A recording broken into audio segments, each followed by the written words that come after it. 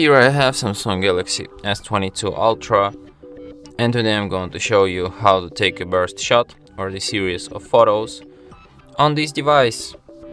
So firstly, let's open camera, then tap on the gear icon, select an option swipe shutter button to take burst shot, and now every time you swipe your shutter button like this, you will take the burst shot. Like right now I took 39 shots. They are all the same, but at least you've seen it.